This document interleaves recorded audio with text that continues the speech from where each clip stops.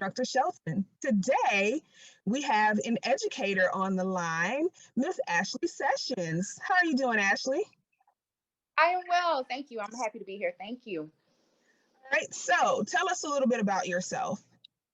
Okay, well, my name is Ashley Sessions. I have been in the education game for, I would say, about over 10 years. My education stems from undergraduate Bethune-Cookman University, my master's from Nova Southeastern University, and I've been able to have experiences from elementary school all the way up to currently what I do in high school.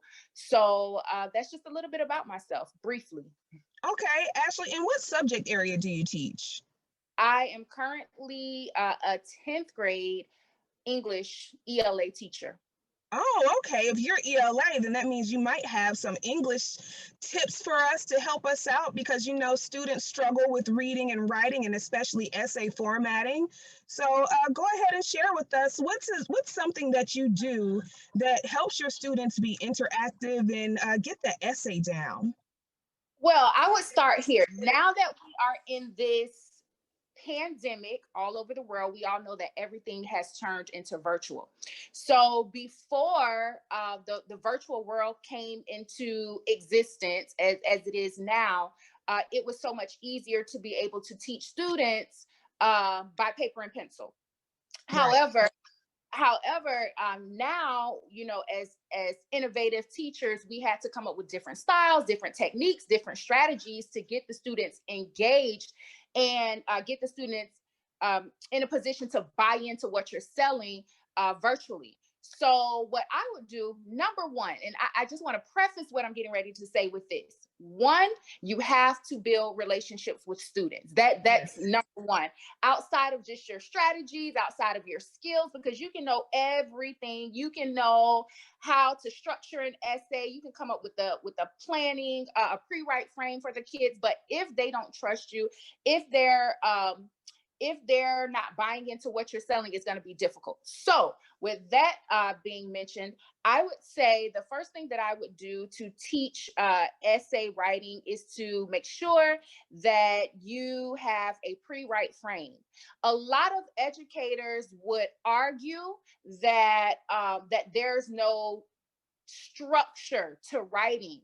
However, when you're in an area, or if you teach in an area where there is limited vocabulary with your students, if you teach in a low Mm. socioeconomic school, you kind of have to build those skills such as vocabulary, and you have to build sentence structure, and you have to teach how to compose a sentence and subject verb agreement. You have to build those strategies or those skills for those students. So number one thing that I would do is I would start off, especially with unskilled writers. Number one thing that I would start off with is a pre-write frame.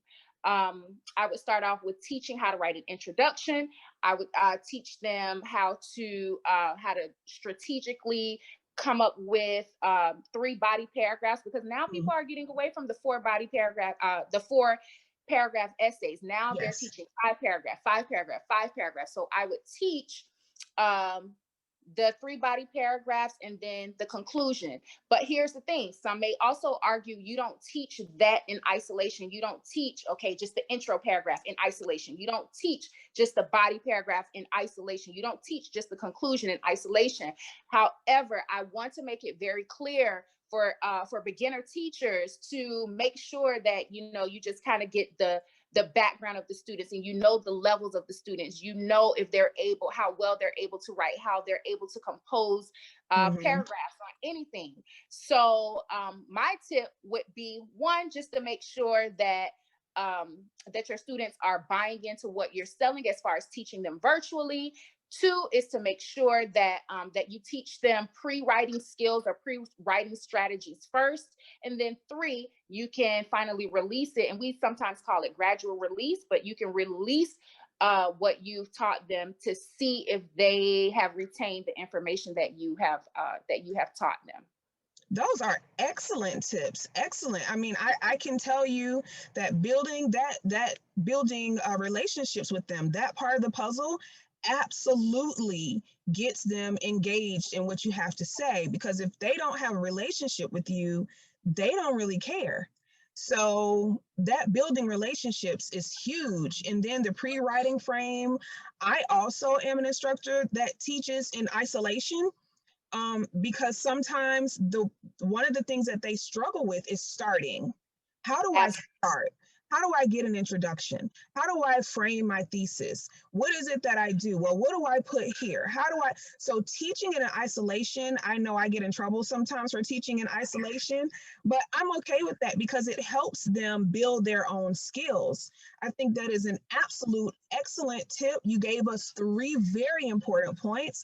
And I really want to thank you for coming on Tips and Thank Tricks. you. Thank you for having me. It was a pleasure. I enjoyed it. Yes, hopefully we will have you again. Well, I will be in a different office, and we will do some more discussions because I know you are a writing guru. And one of the things I want to pick your brain about on another episode is how to teach a grammar lesson, because I Okay. know that you are the grammar guru, grammar expert. And I do want to pick your brain about how you get the students to focus on grammar.